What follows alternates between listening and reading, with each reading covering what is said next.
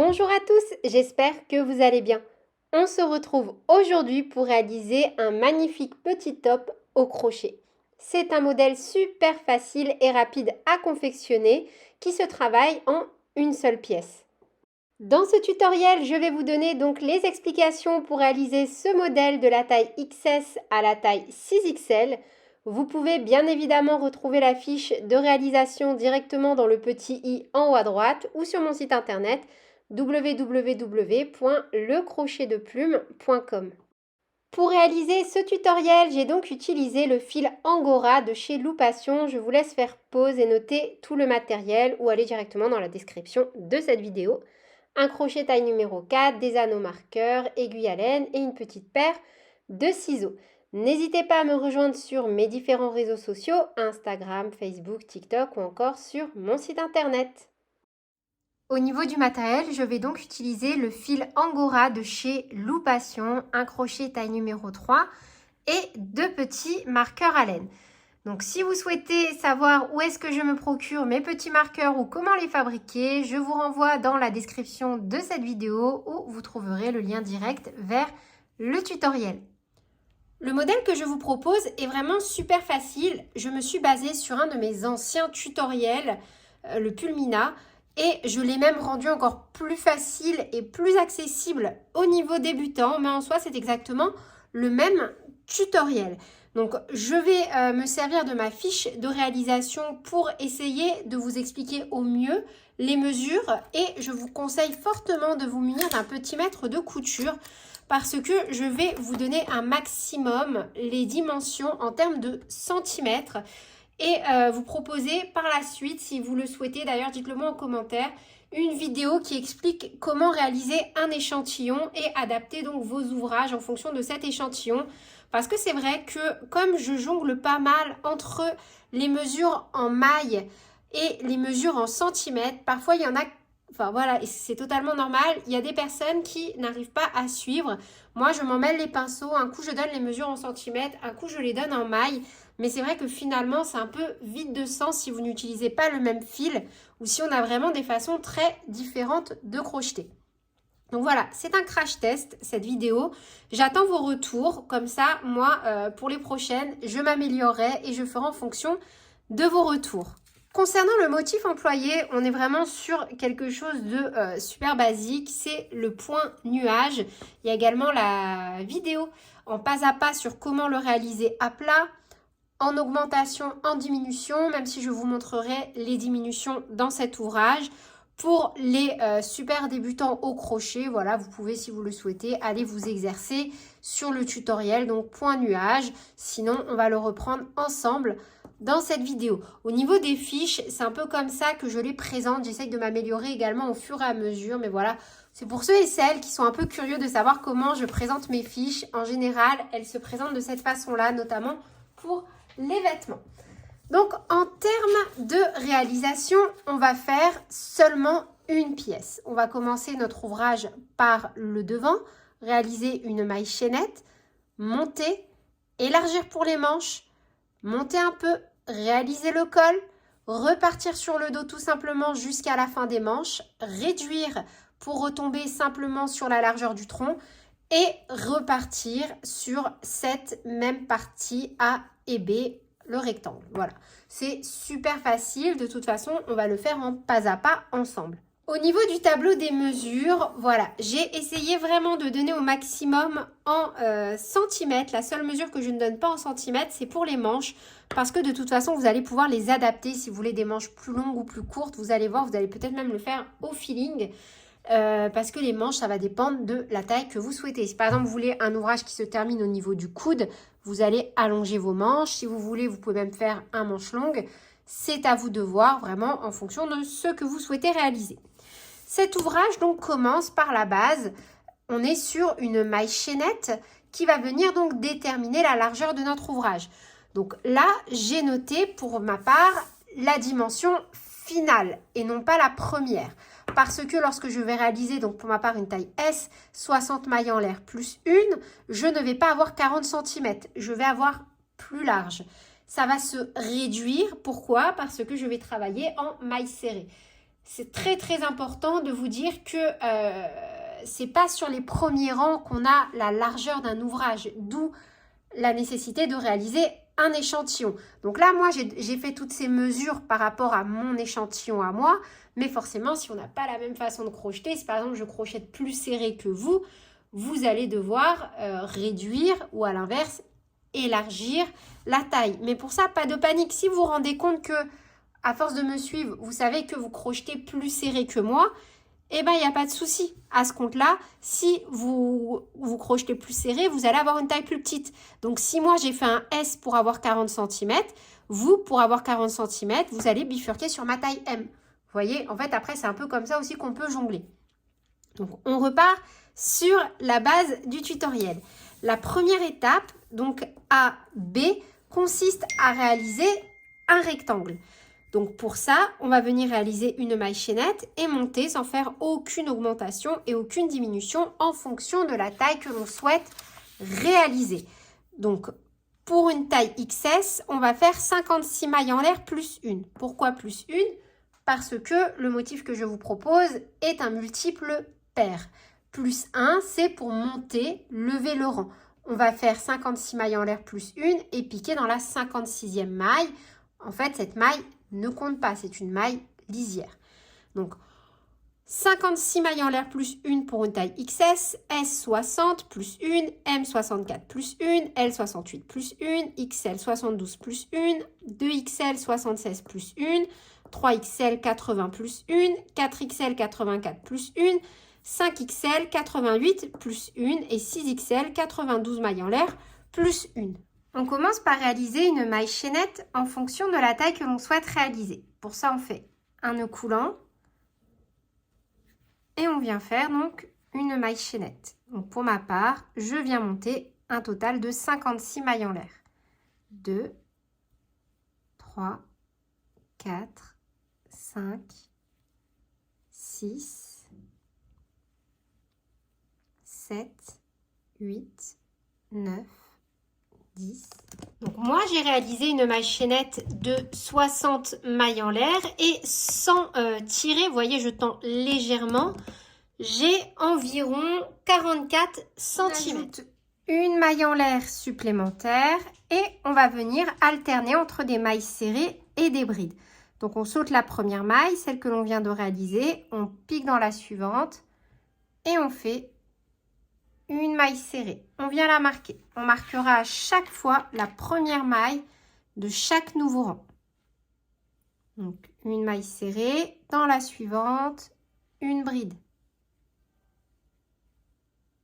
Une maille serrée. Dans la maille suivante, une bride. Une maille serrée. Dans la maille suivante, une bride.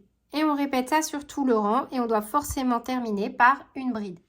Et on termine donc forcément une maille serrée, une bride. Je vais remesurer. À ce stade, je suis à 42,5, vous voyez.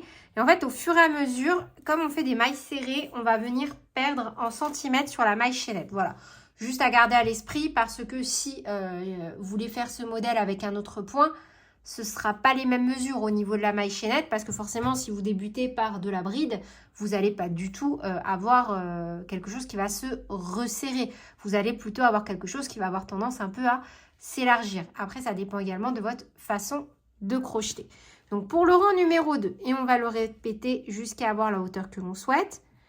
Une maille en l'air, on tourne. En fait, on va simplement répéter le rang numéro 1. On va venir contrarier nos mailles. Quand on aura une maille serrée, on fera une bride. Quand on aura une bride, on aura une maille serrée. Et pour ça, c'est super facile, vu qu'on est sur un nombre pair.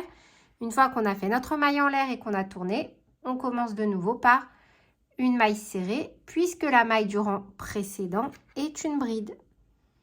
Et on remet notre petit marqueur. En fait, on a juste à répéter le rang numéro 1 jusqu'à avoir la hauteur souhaitée. Vous voyez, là, dans la maille suivante, on fait une bride et en dessous, j'ai bien une maille serrée.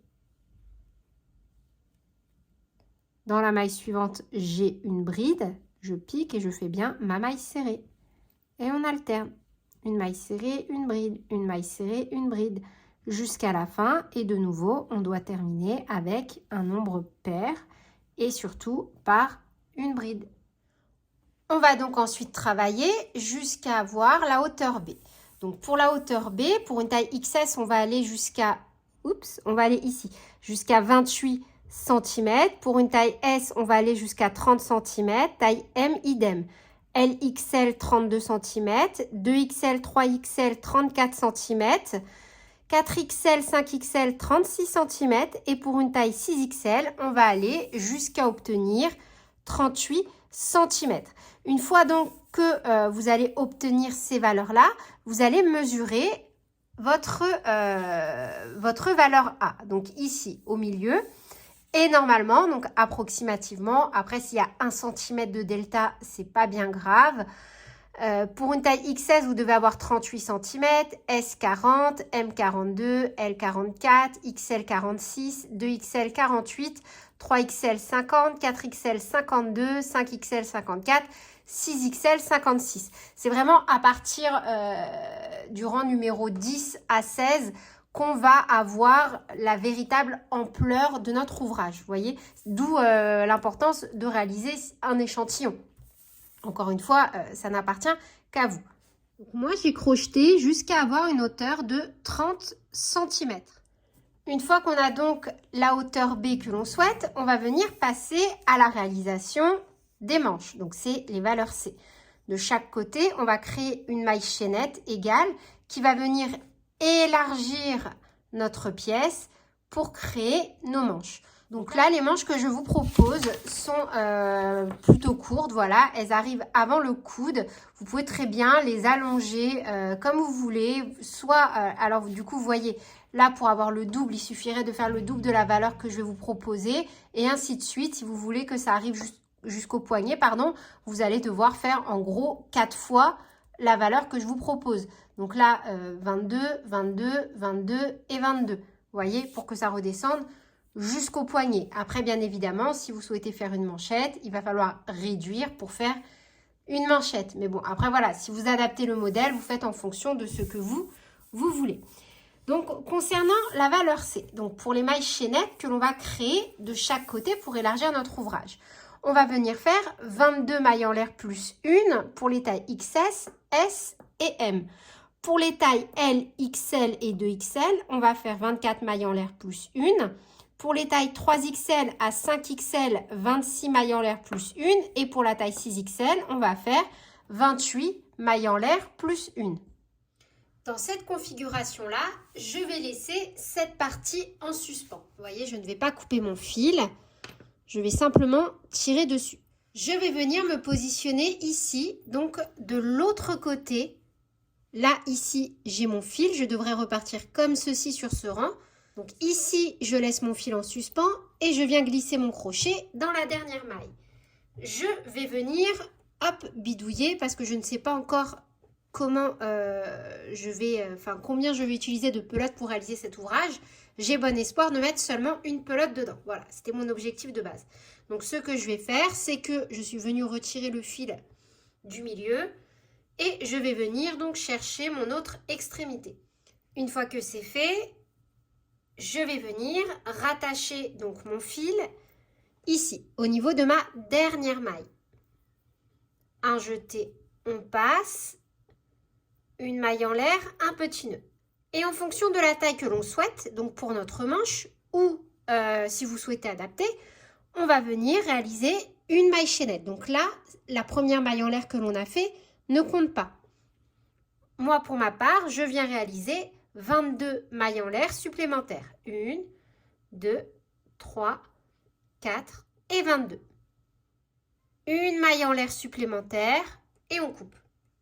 Pourquoi une maille en l'air supplémentaire? Parce que, regardez, quand je tire, hop, hop, elle disparaît. Si j'avais fait seulement 22 mailles en l'air, je me serais retrouvée donc avec 21 mailles en l'air à travailler et ce n'était pas ce que je souhaitais. Donc maintenant, je me repositionne de l'autre côté et je viens de nouveau réaliser 22 mailles en l'air. 1, 2, 3, 4, 17, 18, 19, 20, 21 et 22. Une maille en l'air supplémentaire, on pique dans la deuxième maille à partir du crochet et on repart sur notre motif. Une maille serrée, on la marque et on reprend avec une bride. Une maille serrée, une bride. Une maille serrée, une bride. 21 et 22. Et là, vous voyez, je réatterris donc sur ma bride du rang précédent et je poursuis donc avec mon motif. Une maille serrée, une bride. Une maille serrée et pour ma part, 60. Et on repart donc de la même façon sur la maille chaînette, vous voyez.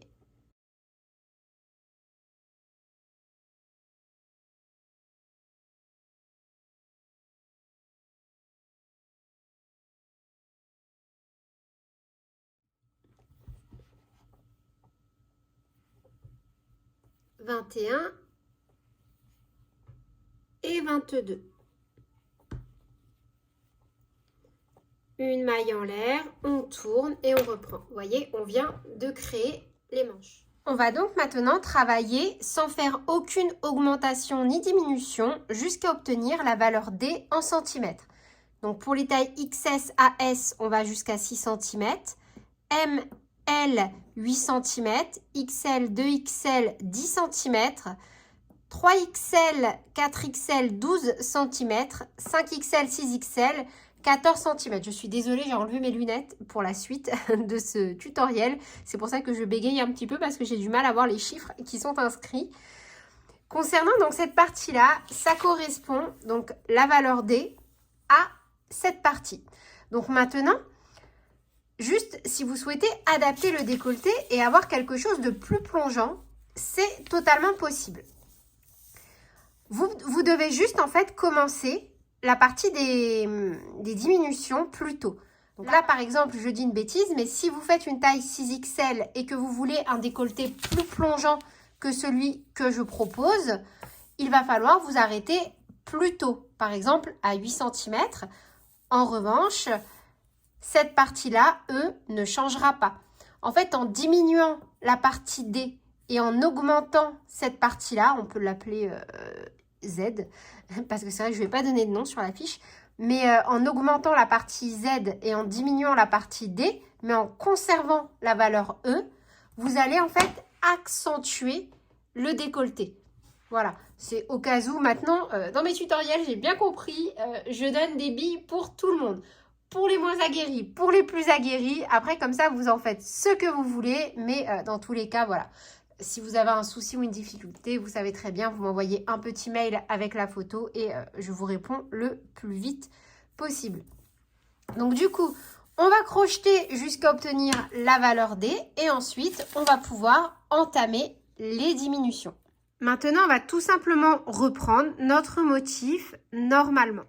Donc là, je suis venue travailler jusqu'à avoir la hauteur que je souhaite. Donc moi, j'ai travaillé jusqu'à avoir 6 cm. Donc vous voyez, j'ai une hauteur de 6 cm. Une fois que vous avez donc la première hauteur, ici au niveau des manches souhaitées, on va venir diviser notre ouvrage en deux. Moi, vu que j'avais un total de 60, plus 22, plus 22, 104, je divise 104 en deux. Ça me donne 52. J'ai divisé donc mon ouvrage 52 mailles et 52 mailles. Vous êtes obligé avec le motif là d'avoir un nombre pair. Donc normalement, si par exemple vous avez 100 mailles, vous devez faire 50 et 50. Si vous en avez 120, vous devez faire 60 et 60. En tout cas, il faut avoir le même nombre de mailles de chaque côté car on va venir former le col et faire des diminutions.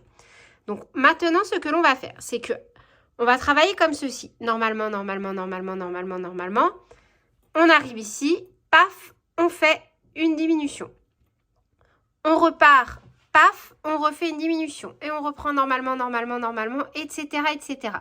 Ici, on ne fera jamais de diminution. Ici, on fera des diminutions en arrivant et en repartant. Donc là, on reprend normalement jusqu'à arriver à moins 2 mailles avant notre marqueur. Donc, on commence par une maille serrée, on remet le petit marqueur et encore une fois, au niveau de la manche, on ne fait aucune diminution.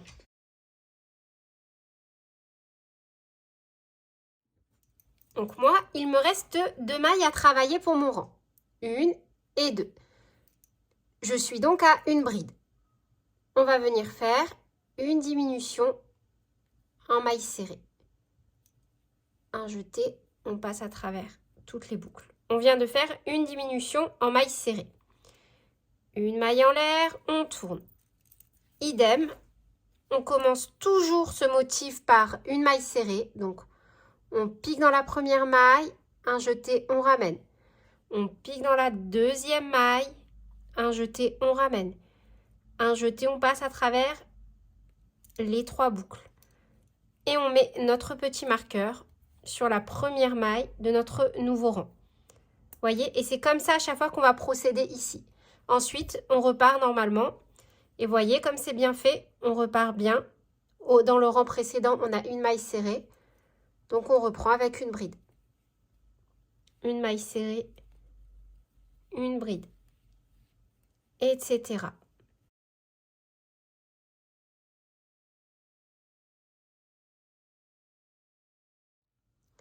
Et du coup, idem. Donc là, j'avais terminé mon rang et j'ai entamé donc de nouveau un rang au niveau du décolleté. Et on procède toujours de la même façon. Donc, on termine dans les 2 dernières mailles par une diminution en maille serrée. Une maille en l'air et on commence le nouveau rang qui débute dans le décolleté par une diminution en maille serrée et on remet notre petit marqueur. Et on repart donc normalement. On va continuer donc de la même façon jusqu'à obtenir la hauteur que l'on souhaite et on viendra refaire exactement la même chose de ce côté en débutant ici. On va donc ensuite venir réaliser des diminutions jusqu'à obtenir la valeur E. Et donc pour les tailles XS à S, on va être sur 16 cm, M 18 cm, L XL 20 cm, 2XL, 3XL 24 cm, 4XL, 5XL 26 cm, 6XL 28 cm. Donc cette valeur E va déterminer également la largeur des manches. Il va falloir multiplier par 2. Par exemple, pour une taille S, on va avoir 32 cm au niveau de l'emmanchure. Donc voilà, c'est pareil, c'est un petit repère. Comme ça, si vous souhaitez augmenter ou diminuer cette emmanchure, donc j'ai appelé la valeur F, mais en fait c'est 2 fois E. C'est ici que ça se joue, sur la largeur des manches. Donc, je dis une bêtise, si vous voulez augmenter la largeur de vos manches, par exemple avoir des manches très très bouffantes, et ben vous allez bifurquer ici d'une taille. Par exemple, pour une taille S, si vous voulez avoir des manches plus larges, vous allez pour la suite, pour D et E, basculer sur la taille M. Et ainsi de suite, ou à l'inverse, si vous voulez des manches plus étroites, vous allez basculer sur la taille d'en dessous. Donc là, pour la taille XS et S, il n'y a pas. Mais voilà, vous aurez compris, vous allez ici à 4 cm et ici, vous allez à 14 cm. En fait, vous agencez votre modèle comme vous voulez si vous souhaitez vous écarter de ces explications. Une fois qu'on a la hauteur souhaitée pour la valeur E, donc pour ma part 16 cm, on va stopper et on va venir se rattacher ici au niveau de notre deuxième marqueur et refaire exactement la même chose en miroir. On fera à chaque fois les diminutions seulement dans la partie interne du décolleté et on viendra donc travailler normalement notre manche sans faire aucune augmentation, aucune diminution lorsque l'on sera sur cette extrémité. Et on refait bien évidemment exactement la même hauteur. Donc une fois qu'on a déjà réalisé notre première partie, on va venir faire la deuxième. Le seul petit point particulier, c'est qu'ici, les diminutions, ça ne sera plus en maille serrée, mais en bride, pour la continuité de notre motif. Donc surtout, on se rattache au niveau de notre marqueur une maille en l'air, petit nœud de sécurité. Et on va donc commencer en réalisant une diminution en bride. Donc moi, je vous montre comment je procède pour débuter par une diminution en bride et surtout pour avoir le moins de démarcation possible. Donc dans cette configuration-là, j'ai rattaché mon fil, ça compte pour moi comme ma maille en l'air. On pique dans la première maille, donc là où on a notre marqueur, un jeté, on ramène. On pique dans la deuxième maille, un jeté, on ramène. Un jeté, on passe à travers les 3 boucles. En fait, là, on vient de faire une diminution en maille serrée. Une maille en l'air, on a notre première bride. Vous voyez, je trouve qu'en fait, en fonctionnant comme ça, on aura vraiment un minimum de petits espaces. Moi, j'aime beaucoup avoir de jolies finitions parce que souvent, quand je fais des ouvrages comme ça, je suis vraiment pas sûre de venir retravailler le col en fonction de la laine et du fil. Donc, une fois qu'on a fait notre diminution, on repart normalement. Et vous voyez, la maille du rang précédent, c'est une bride. Du coup, une maille serrée, une bride. Et on alterne. En fait, on refait exactement la même chose, sauf que cette fois-ci, les diminutions, on va les réaliser donc en bride.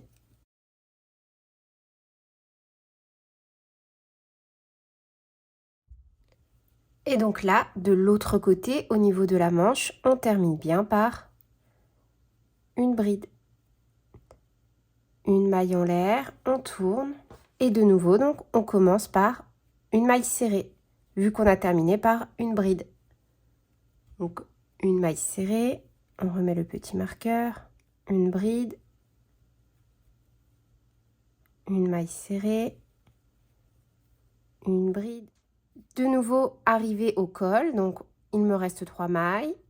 Je travaille une maille serrée sur la bride du rang précédent et on termine donc par une diminution en bride. Donc un jeté, on pique, un jeté, on ramène, un jeté, on pique dans la deuxième, un jeté, on ramène. On a 5 boucles sur le crochet.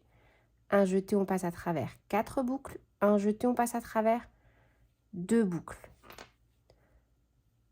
Alors là, on peut commencer par faire une maille en l'air si on le souhaite. Moi, je ne vais pas le faire. Je tourne directement parce que, de nouveau, je vais refaire la diminution pour le rang du haut de la même façon que lorsque j'ai commencé. Donc, je pique dans la première maille directement. Un jeté, on ramène. Je pique dans la deuxième maille. Un jeté, on ramène. Un jeté, je passe à travers les 3 boucles. Vous voyez, en fait, sur le haut, quand je repars de l'autre côté vers la manche, je commence par faire une diminution, mais en maille serrée. Et une maille en l'air. Vous pouvez très bien faire une diminution en bride normalement. C'est à vous de voir. Moi, c'est juste que je trouve que comme ça, on a quelque chose d'un peu plus serré et condensé au niveau du col ici. Vous faites comme vous voulez. Voilà, ça c'est la technique que j'utilise. Vous faites comme vous voulez. Et on repart avec le motif. Donc là, j'ai fait une bride sur la maille suivante, une maille serrée. Vous voyez, la maille suivante est une maille serrée du rang précédent, donc on fait bien une bride. En procédant de cette façon-là, on retombe à chaque fois sur notre motif. Et donc là, vous allez continuer ainsi de suite jusqu'à obtenir la même hauteur que pour l'autre côté. Et juste comme ça, sur le dernier rang, quand vous le faites, comptez votre nombre de mailles, ça vous sera utile pour la partie d'après. Comptez donc le nombre de mailles qui vous reste à l'issue du dernier rang. Une fois que vous avez donc la même hauteur de chaque côté. Déjà, point important, si vous êtes arrêté ici comme moi, forcément de l'autre côté, vous devez vous arrêter là. C'est pas possible de vous arrêter là et là. Ça veut dire qu'il y a un rang de décalage entre les deux. Ça, c'est petit point particulier. Ensuite, donc, arrivé ici, vous devez avoir le même nombre de mailles ici et ici.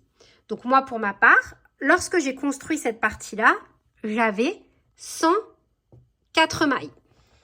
Donc là, j'en ai 35 et là, j'en ai 35. 35 et 35, ça fait 70. Donc, je reprends. Ici, j'avais 104 mailles et je retire 35 et 35. Ça me donne un total donc de 70. Je fais 104 moins 70, ça veut dire qu'ici, il me manque 34 mailles. Donc ici, je vais devoir créer 34 mailles pour venir donc passer à la partie du dos. Une fois qu'on a donc terminé nos diminutions, on va venir créer cette chaînette qui va venir donc reprendre les mailles que l'on a perdues. Et pour ça, donc, vous allez compter les mailles qui vous restent tout simplement ici. Moi, par exemple, pour une taille S, il me reste 35 mailles et 35 mailles. 35 et 35, ça fait 70. Et à la base, j'avais 104 mailles à travailler. J'avais mes 60 mailles, mes 22 et mes 22. Donc, 60 plus 22 égale 104. Moins, donc, mes 35 et 35, 70. 104 moins 70, ça fait 34. Donc là, j'ai dû refaire une maille chaînette de 34 mailles en l'air. Ici, en fait, il faut vraiment vous dire qu'en gros, la valeur que vous aviez ici, en travaillant sur cette partie-là, avant de faire les diminutions, il faut retomber dessus. Donc, si par exemple, ici, vous aviez 200 mailles à travailler, ici, il vous faut 200 mailles à travailler.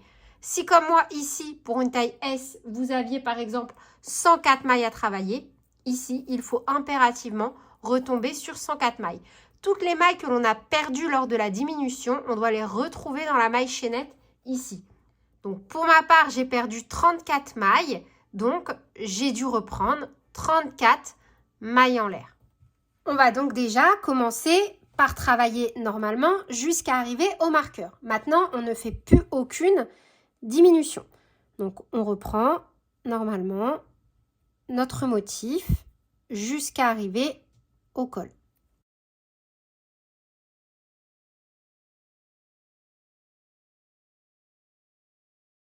Et 35, donc pour ma part. Là, je finis par une maille serrée. Ça veut dire que de l'autre côté, après ma maille chaînette, je vais forcément devoir reprendre avec une bride. C'est la continuité du motif. Vu qu'on doit faire forcément une maille chaînette paire, vu qu'à chaque fois, on a diminué de la même quantité de mailles de chaque côté, si vous n'avez pas un nombre pair là dans votre dos au niveau de la maille chaînette, c'est qu'il y a une erreur quelque part. C'est pas grave, juste pour ceux qui aiment la perfection, soit vous défaites, soit vous bidouillez. Donc là, moi perso, pour retomber sur mon nombre de 104 mailles, je dois récupérer avec 34 mailles en l'air. 1, 2, 3, 4, 5, 31, 32, 33 et 34. Donc là, on arrive de l'autre côté et vous voyez, on a bien une maille serrée. Donc, on doit faire une bride. Un jeté, on pique, un jeté, on ramène, un jeté, on passe à travers deux boucles, un jeté, on passe à travers deux boucles. Vous voyez? Moi, là, petit conseil juste pour ici, juste avant la bride, la maille en l'air ici, la dernière, donc moi pour ma part la numéro 34, je vous recommande de la marquer parce que des fois c'est pas évident de la repérer celle-ci lorsque l'on fait des raccords comme ça. Après vous faites comme vous voulez. Alors, juste au niveau du col, vous voyez, on doit avoir quelque chose de très très souple et on doit pouvoir passer sa tête, forcément. Donc, n'hésitez pas à essayer à ce moment-là votre ouvrage et voir s'il y a un problème au niveau de l'encolure. Je ne sais pas, ça peut des fois arriver. Juste vous assurer, surtout si vous changez de fil, de crochet, que vous refaites voilà, cet ouvrage tel quel, mais avec un matériel différent, assurez-vous bien à ce stade-là de pouvoir passer votre tête. Donc là, j'ai fait une bride et je reprends donc normalement une maille serrée, une bride, etc. jusqu'à la fin de mon rang. Donc là, je termine bien ce dernier rang par une bride, une maille en l'air et on va reprendre notre motif normalement. Vous voyez ? Et on va venir travailler sur la maille chaînette. Donc, je vous propose de se retrouver directement à la maille chaînette. Hop, une maille serrée, on vient la marquer, on reprend le motif et on se retrouve sur la maille chaînette. Donc là, j'ai fini pour ma part mes 35 mailles. Et vous voyez, ici, je trouve que si j'avais pas mis le petit marqueur, c'était plutôt compliqué de repérer où était la première maille en l'air. Donc, j'ai terminé par une maille serrée. Donc, je reprends forcément par une bride. Vous voyez? J'ai fait une bride, une maille serrée, donc une bride. Là, on peut enlever le marqueur. Et on vient donc poursuivre notre motif sur la maille chaînette. Une maille serrée, une bride, etc. De nouveau, vu que j'avais terminé ici par une maille serrée avant d'entamer donc mon travail sur la maille chaînette, ici, forcément, je reprends dans la maille serrée, la dernière avant la maille chaînette, du rang précédent, par une bride. On peut l'enlever et on termine normalement le rang.